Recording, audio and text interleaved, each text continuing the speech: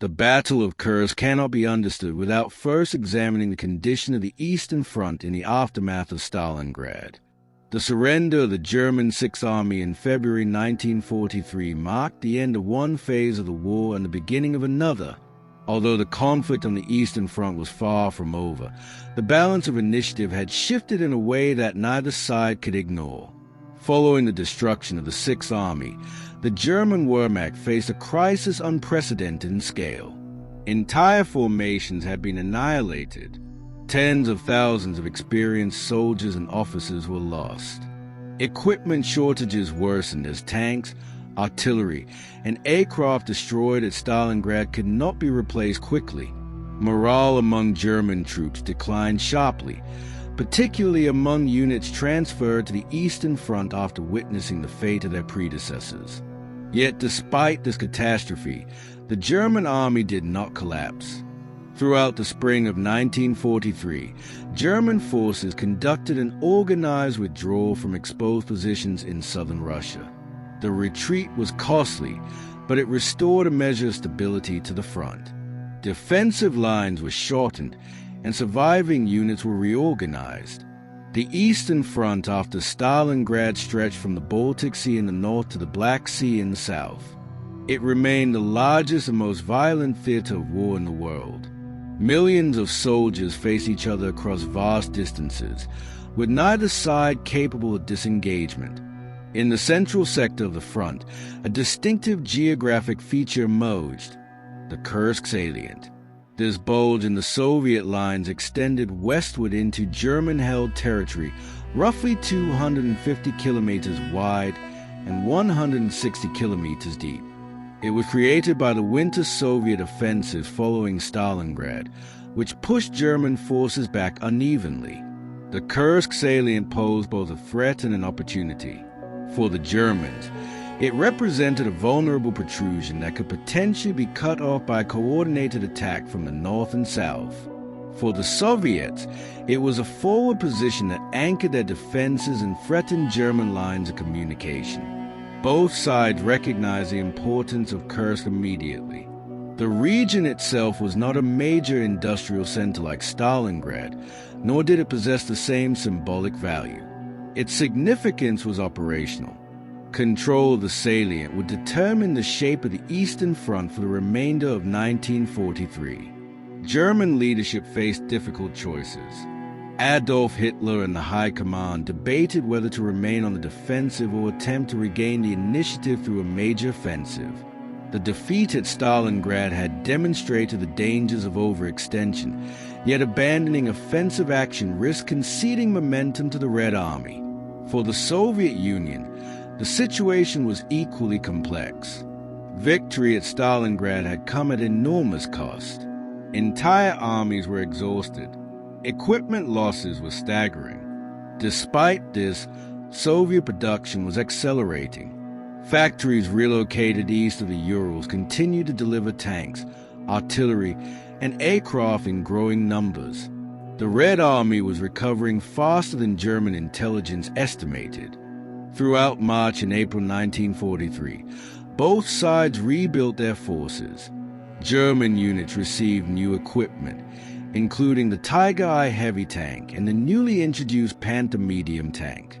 These vehicles were intended to restore German qualitative superiority on the battlefield.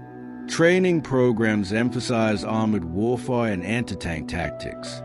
The Soviets, meanwhile, undertook a massive defensive preparation effort. Intelligence gathered through reconnaissance, captured documents, and intercepted communications revealed German intentions. Soviet commanders anticipated an attack on the Kursk Salient and began fortifying the region accordingly. The front stabilized temporarily, creating a tense pause.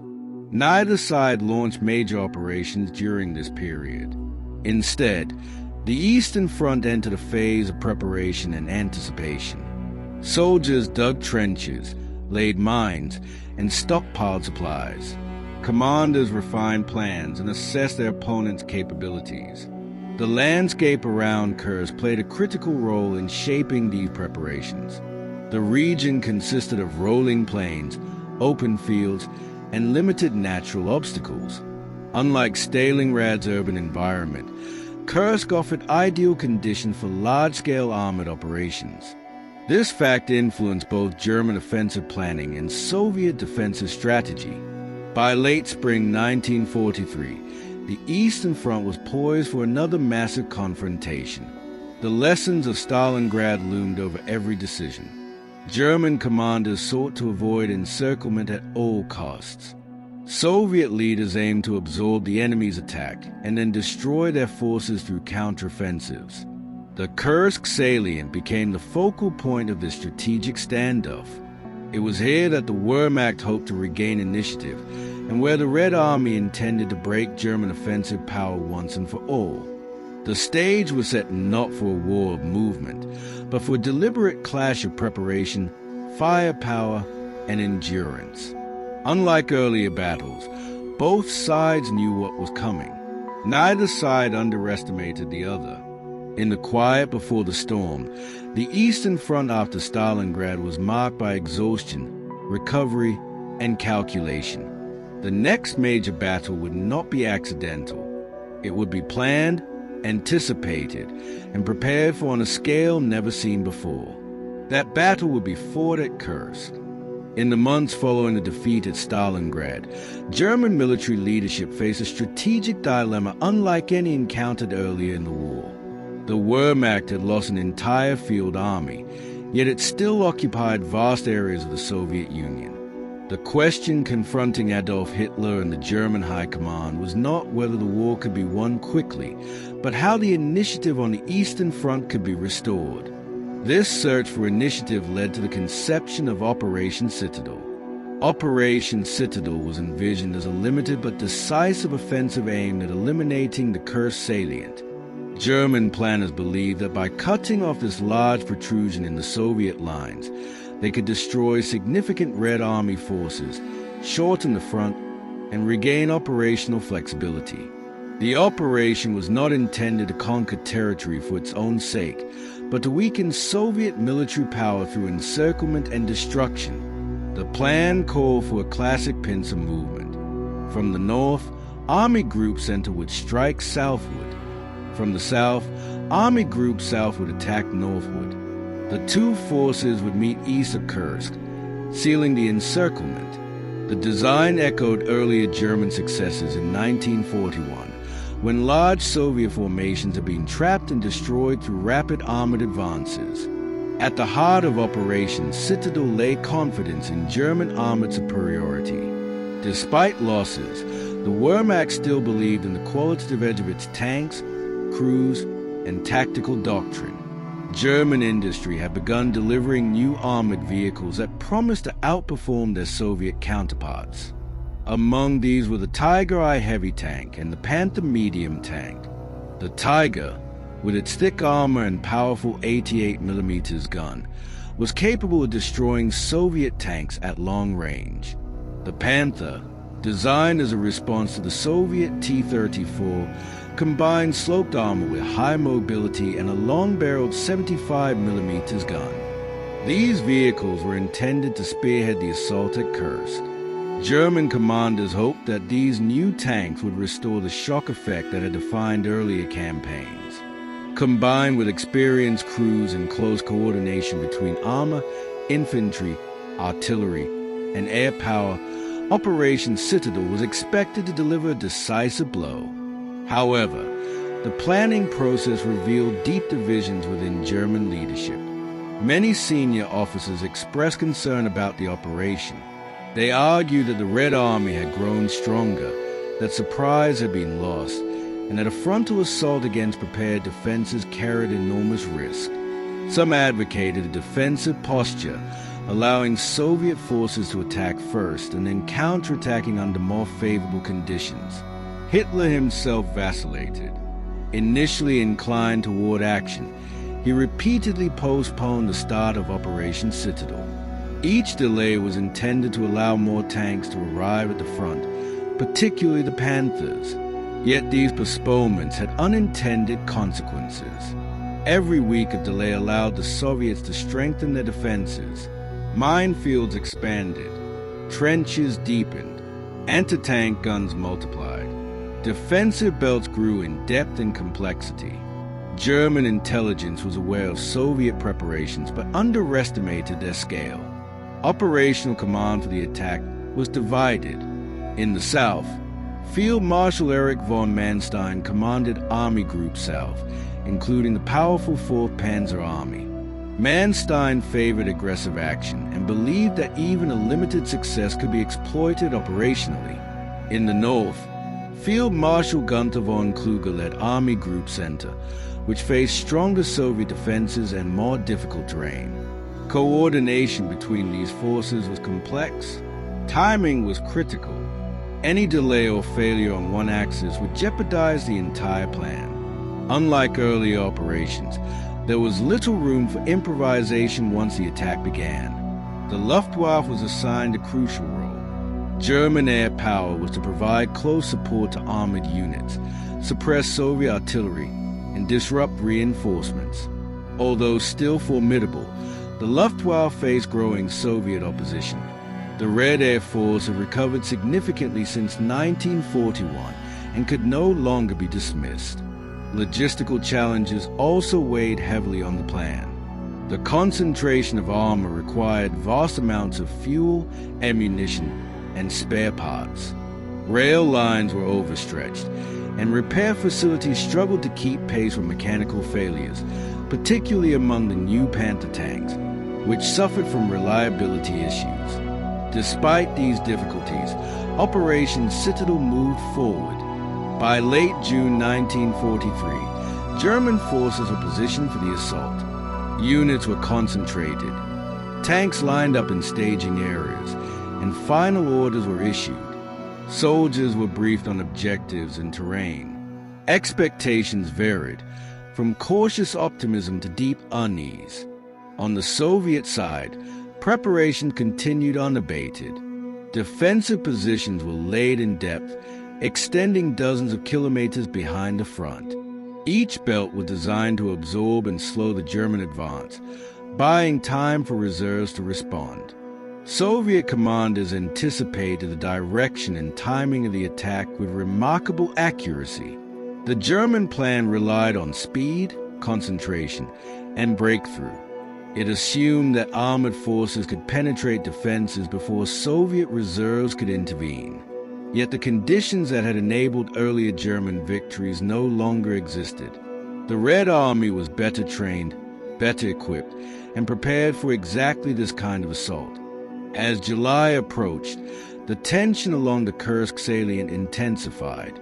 Both sides understood that a decisive confrontation was imminent. German commanders hoped that Operation Citadel would restore momentum. Soviet leaders were determined to withstand a blow and then counterattack. On the 5th of July, 1943, Operation Citadel was finally launched. The largest clash of armored forces in history was about to begin. While German forces finalized their plan for Operation Citadel, the Soviet High Command undertook one of the most extensive defensive preparations in military history. Unlike earlier phases of the war, the Red Army did not intend to meet the German assault with hasty counterattacks or improvised defenses. Instead, Soviet strategy at Kursk was based on anticipation, preparation, and depth. By the spring of 1943, Soviet intelligence had achieved a high level of effectiveness. Through aerial reconnaissance, partisan reports, intercepted communications, and information obtained from Allied sources, Soviet commanders gained a clear understanding of German intentions. The concentration of armored units north and south of the Kursk Salient left little doubt about the location and purpose of the coming attack. Armed with this intelligence, the Soviet High Command, known as the Stavka, made a deliberate decision. Rather than launching a preemptive strike, Soviet forces would absorb the German offensive, exhaust its momentum, and then destroy the attacking formation through counteroffensives. This approach represented a significant evolution in Soviet operational thinking. Central to this strategy was a concept of defense in depth. Instead of relying on a single defensive line, The Red Army constructed multiple belts of fortifications, extending far behind the front line. Each belt was designed to slow, disrupt, and weaken the German advance, forcing attacking units to expend men, fuel, and ammunition before reaching their objectives. The scale of Soviet preparations was immense. Over the course of several months, hundreds of thousands of soldiers and civilians labored to fortify the Kursk region. Trenches were dug across open fields and wooded areas. Anti-tank ditches were excavated. Strong points were constructed around villages, hills, and road junctions.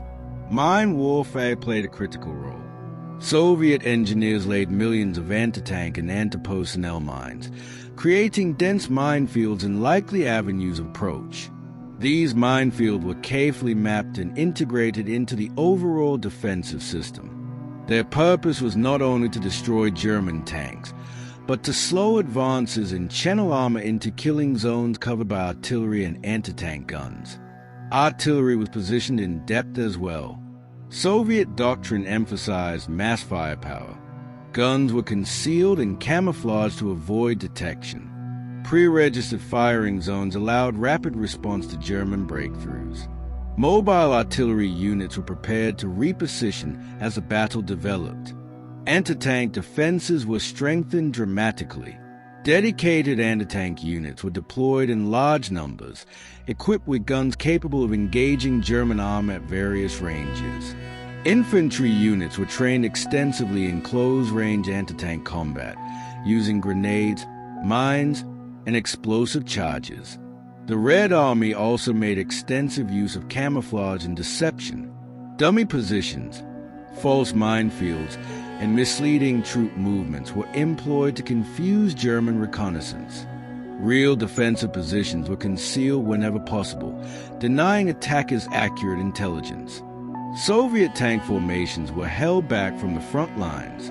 Unlike earlier battles, where tanks were committed immediately, armored reserves at Kursk were positioned to counterattack once German spearheads were weakened. These reserves included large numbers of T-34 medium tanks, whose reliability and mobility made them well-suited for sustained operations. Training intensified in the months before the battle. Units practiced coordinated defense, artillery response, and counterattack procedures. Commanders rehearsed scenarios based on anticipated German actions. The emphasis was on disciplined coordination and endurance rather than rapid maneuver. The terrain around Kursk influenced defensive planning. Open fields offered few natural obstacles, making artificial defenses essential. Villages were fortified and integrated into defensive belts. Wooded areas were used to conceal reserves and artillery positions. Roads and rail lines were carefully controlled to ensure logistical support. Air defense was also strengthened. Soviet anti-aircraft units were deployed to protect key positions from Luftwaffe attack. The Red Air Force increased patrols and prepared to contest air superiority more aggressively than in earlier campaigns. By early July 1943, the Soviet defensive system around Kursk was fully developed. In some sectors, defenses extended up to 150 kilometers in depth. No previous battle on the Eastern Front had seen such extensive preparation. The Soviet approach represented a calculated acceptance of temporary losses in exchange for strategic gain. Frontline units were expected to absorb the initial shock of the German assault, even at high cost. Their task was to delay, disrupt, and report enemy movements, enabling reserves to be committed at the decisive moment. This preparation transformed the Kursk Salient into a formidable obstacle. German commanders would soon discover that the conditions they faced differed dramatically from earlier campaigns. The speed and surprise that had once defined German operations were gone. As the German attack began, it became clear that the Red Army was not reacting to events. It was executing a plan months in the making. The defenses at Kursk were not improvised barriers, but a carefully constructed system designed to break the momentum of the Wehrmacht. The success or failure of Operation Citadel would depend not only on German strength, but on whether these defenses could withstand the full weight of the assault. The stage was set for the opening clashes of the battle. In the early hours of the 5th of July, 1943, the long-anticipated clash at Kursk finally began. After months of preparation, both the German Wehrmacht and the Soviet Red Army were fully aware that a decisive engagement was imminent. Unlike earlier battles on the Eastern Front, neither side achieved strategic surprise. What followed was not a sudden breakthrough, but a deliberate collision between two massive, prepared forces. The German offensive opened with artillery bombardments along the northern and southern faces of the Kursk Salient. In the north, units of Army Group Center, led by the 9th Army, attacked Soviet positions near Orel. In the south, Army Group South, spearheaded by the 4th Panzer Army and Army Detachment Camp, advanced toward Belgrade and Aboyan. German commanders hoped that the combination of concentrated armor, heavy artillery, and close air support would rupture Soviet defenses quickly. Armored spearheads, composed of panzer divisions reinforced with Tiger and Panther tanks, moved forward behind advancing infantry. Engineers attempted to clear minefields under fire, while artillery units sought to suppress Soviet guns. The initial advance immediately encountered fierce resistance. Soviet minefields proved far more extensive than anticipated. Tanks struck mines in large numbers, halting formations and creating congestion in narrow corridors. Disabled vehicles blocked routes, forcing following units to detour under fire. Soviet artillery responded with mass fire. Pre-registered barrages struck German assembly areas and advancing columns. Anti-tank guns, carefully concealed, engaged German armor at close range. The Soviet defense was elastic. Frontline units absorbed the attack while secondary lines prepared to receive and counter it. In the northern sector, German progress was slow and costly. The terrain favored the defenders, with forests, ravines, and fortified villages breaking up armored formations. The 9th Army struggled to penetrate the first defensive belt. Gains were measured in hundreds of meters rather than kilometers. German infantry faced intense fire from Soviet strongpoints. Bunkers and trenches were connected by communication tunnels, allowing defenders to reposition under cover. Attempts to bypass these positions often resulted in flanking fire and counterattacks. In the southern sector, German forces achieved greater initial success. The terrain was more open, allowing armored units to maneuver more freely. Panzer divisions advanced through multiple defensive belts, engaging Soviet units in heavy combat. However, progress came at a high cost in tanks and men. The introduction of the Panther tank revealed significant mechanical issues. Many Panthers broke down before reaching the battlefield, reducing their impact. Those that did engage encountered dense minefields and effective Soviet anti-tank fire. The Luftwaffe provided close air support, attacking Soviet positions and attempting to suppress artillery. However, Soviet air defenses were stronger than in earlier battles. Anti-aircraft fire inflicted losses, and Soviet fighters contested German air superiority. Throughout the first day, fighting was continuous. Attacks were launched, repelled, and renewed. Commanders on both sides struggled to maintain situational awareness amid smoke, dust, and constant explosions. Communications were frequently disrupted. Soviet forces demonstrated a high level of coordination. Frontline units reported German movements promptly, allowing artillery and reserves to respond. Soviet tank units were committed selectively, avoiding premature engagement and preserving strength for counterattacks. By the end of the 5th of July, it was clear that Operation Citadel was not unfolding as planned. German forces had penetrated the outer defensive belts in some areas, but no decisive breakthrough had been achieved. Losses were heavy, particularly among armored units. The following days saw continued fighting along the salient. German commanders pushed their forces forward, hoping that persistence would yield success. Soviet defenders, though under enormous pressure, held their positions and adapted to the evolving situation. The battle entered a phase of attrition. Every advance required significant sacrifice. German units faced a reality that speed alone could not overcome prepared defenses. Soviet forces demonstrated resilience and discipline, absorbing punishment while maintaining cohesion. As the battle intensified, reserves on both sides began to move. The Red Army prepared to commit powerful armored formations at the moment when German momentum faltered. German commanders pressed on, aware that time favored the defenders. The opening phase of the Battle of Kursk confirmed what many had feared. This would not be a swift operation. It would be a contest decided by endurance, firepower, and the ability to sustain losses. The largest armored battle in history was only beginning. Among all phases of the Battle of Kursk, the fighting near the small railway junction of Prokhorovka has become the most emblematic. It was here, on the 12th of July, 1943, that opposing armored forces collided in one of the largest and most chaotic tank engagements in history. The battle at Prokhorovka did not unfold as a carefully choreographed armored duel, but as a violent, close-range struggle marked by confusion, speed, and destruction.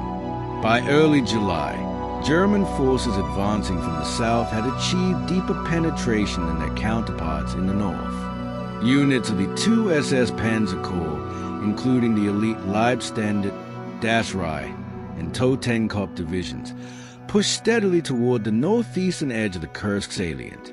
Their objective was to break through Soviet defenses and advance toward Kursk itself. Soviet commanders recognized the threat. To counter the German advance, the Red Army committed its strategic armored reserve, the 5th Guards Tank Army, commanded by General Pavel Rotmistrov. This force included hundreds of tanks, primarily T-34 and T-70 models, supported by mechanized infantry and artillery. The terrain around Prokhorovka shaped the battle decisively. Rolling fields, shallow ravines, and the presence of railway embankments restricted visibility and maneuver. Dust, smoke, and the constant thunder of artillery further reduced situational awareness. These conditions favored neither side completely, but they negated the German advantage of long-range firepower. On the morning of the 12th of July, Soviet armored units launched a massive counterattack. Rather than engaging German tanks at long range, Soviet doctrine emphasized closing the distance rapidly. T-34s advanced at full speed, seeking to engage German Tigers and Panthers at point-blank range, where numerical superiority and maneuverability could be exploited. What followed was a chaotic collision. Tanks fired at distances of less than 100 meters. Vehicles rammed each other. Explosions tore through formations. Smoke obscured friend and foe alike. Commanders struggled to maintain control amid the din of engines, gunfire, and artillery impacts. German tank crews, trained for precision engagement, found their advantages reduced. The powerful 88mm guns of the Tiger tanks were deadly at long range, but the close quarters at Prokhorovka limited their effectiveness. Soviet tanks, though more lightly armored, used speed and numbers to overwhelm isolated German vehicles. The battlefield quickly became littered with burning wrecks. Tanks knocked out by mines, artillery, or direct fire blocked movement and forced new engagements at even closer range. Infantry units fought alongside armor, using anti-tank weapons and grenades in desperate encounters. Air power played a limited role. The proximity of opposing forces made airstrikes risky. Both sides attempted to provide support, but the density of the fighting reduced the effectiveness of aircraft. Casualties were severe. Soviet losses were particularly high, as waves of tanks advanced into concentrated fire. German units also suffered heavy losses, including irreplaceable armored vehicles and experienced crews. Precise figures remain contested, but the scale of destruction was immense. Despite the violence of the clash, Prokhorovka did not produce a decisive breakthrough for either side. German forces were unable to resume their advance toward Kursk. Soviet units, though battered, prevented further penetration and stabilized the front. The battle demonstrated the limits of armored warfare under conditions of extreme density and preparation. Prokhorovka was not a battle of maneuver, but of collision.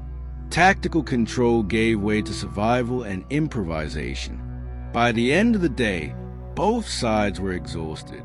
The ground was strewn with destroyed tanks and equipment. The air was thick with smoke.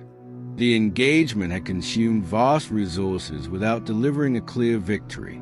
Yet its significance lay not in immediate territorial gains, but in what followed. The German offensive momentum had been broken. The 2 SS Panzer Corps could not recover its strength quickly. Soviet reserves, though depleted, had achieved their objective, halting the German advance. Prokhorovka marked the turning point of Operation Citadel in the southern sector. From this moment onward, the initiative began to slip irreversibly from German hands.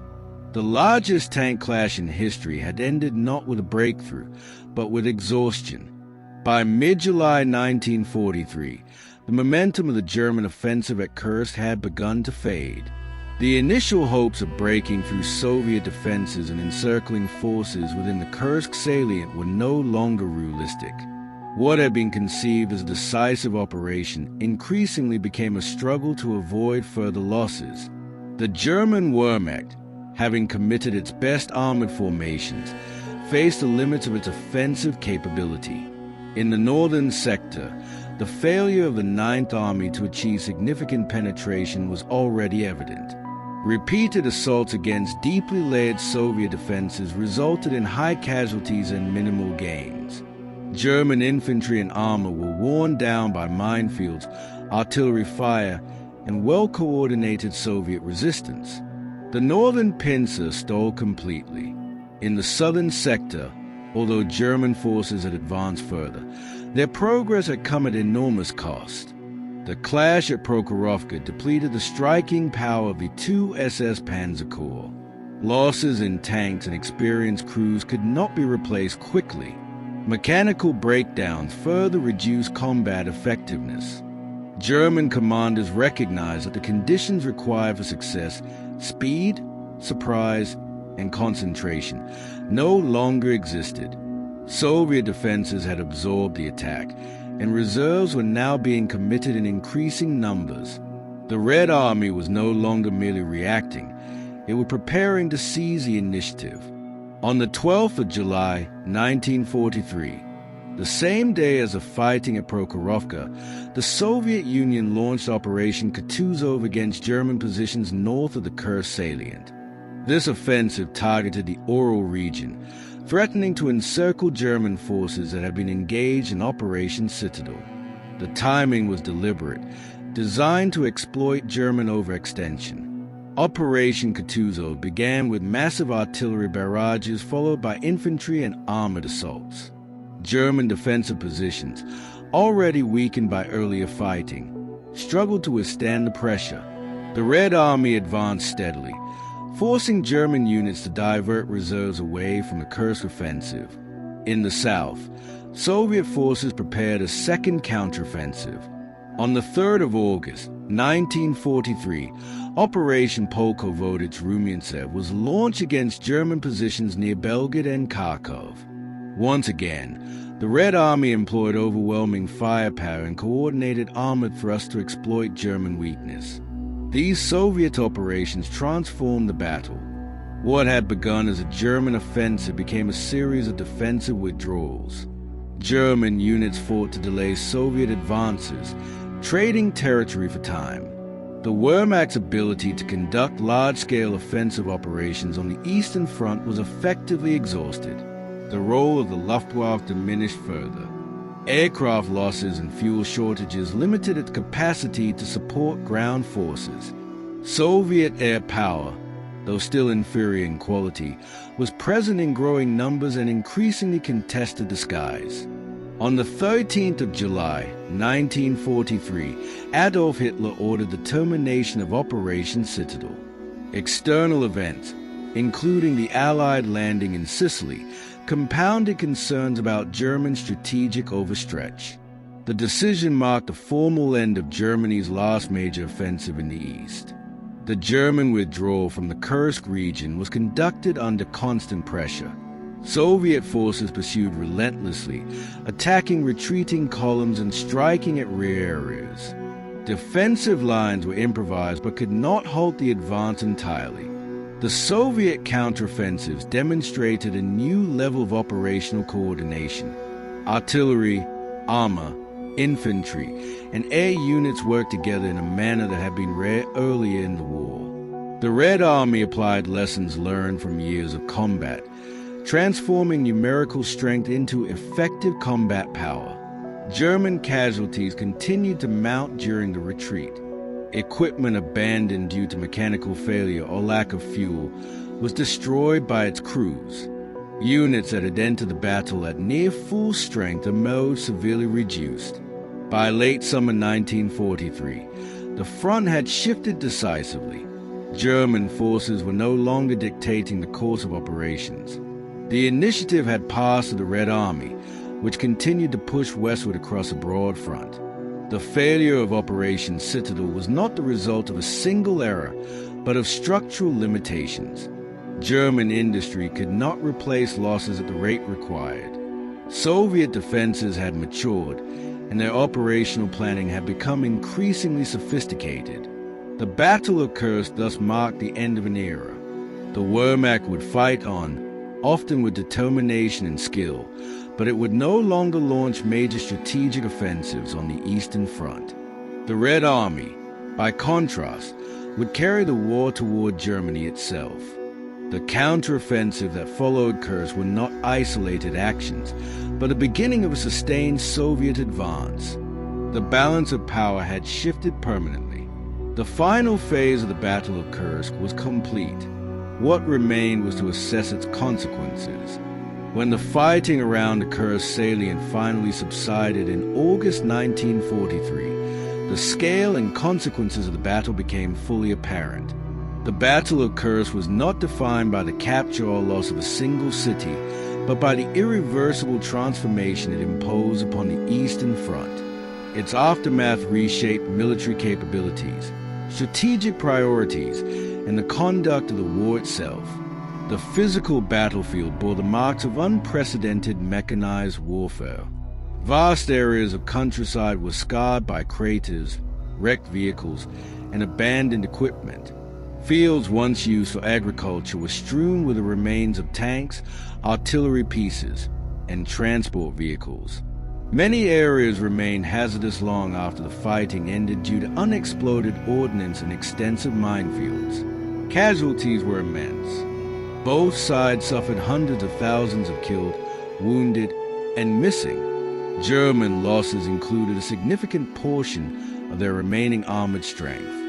Tanks destroyed at Kursk, particularly Tigers and Panthers, represented losses that German industry struggled to replace. More damaging still was the loss of experienced crews and officers, whose training required time Germany no longer possessed. The Red Army also paid a heavy price. Soviet tank units suffered severe losses, especially during counterattacks such as those near Prokhorovka. Infantry formations endured intense casualties during defensive operations and subsequent offensives. Yet, unlike Germany, the Soviet Union possessed the industrial capacity and manpower reserves to absorb these losses. In material terms, the aftermath of Kursk highlighted a growing imbalance. Soviet factories continued to produce tanks, artillery, and aircraft in increasing numbers. Standardized designs, particularly the T-34 tank, allowed rapid replacement and repair. German industry, by contrast, faced shortages of raw materials, labor, and fuel. Complex designs limited production efficiency. Operationally, the consequences were decisive. The German army no longer possessed the strength or flexibility to launch major strategic offensives on the Eastern Front. From this point forward, German operations became increasingly defensive in nature. Even when counterattacks were attempted, they were limited in scope and duration. The Red Army emerged from Kursk with enhanced confidence and experience. Commanders demonstrated improved coordination between infantry, armor, artillery, and air forces. The successful execution of defense in depth and large-scale counteroffensives confirmed the effectiveness of Soviet operational doctrine. In the months following Kursk, Soviet forces continued their advance. Cities such as Oral, Belgrade, and Kharkov were retaken. German forces were forced into successive withdrawals, attempting to establish new defensive lines farther west. Each retreat shortened the distance between the front and Germany's own borders.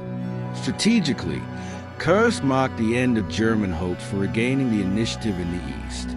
The battle confirmed that the balance of power had shifted permanently.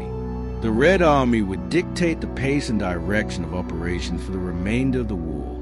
Within the German command structure, the aftermath prompted reassessment. The limitations of armored warfare against prepared defenses were evident. The failure of Operation Citadel underscored the risks of relying on technological superiority without numerical and logistical support. For the Soviet Union, Kursk reinforced confidence in long-term victory. While the war remained far from over, the Red Army had demonstrated its ability not only to withstand German attacks, but to destroy them systematically. The battlefield itself became a vast memorial. Cleanup operations continued for years. Wrecked vehicles were salvaged or buried. Fallen soldiers were interred in mass graves. Reconstruction of infrastructure proceeded slowly, shaped by the memory of the fighting. The Battle of Kursk did not end the war on the Eastern Front, but it defined its future course. The transition from German offensive dominance to sustained Soviet advance was complete. Unlike earlier battles, Kursk offered no dramatic surrender or sudden collapse. Its significance lay in attrition, exhaustion, and transformation.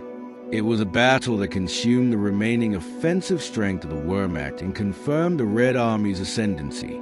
By the end of 1943, the consequences of Kursk were visible across the entire front.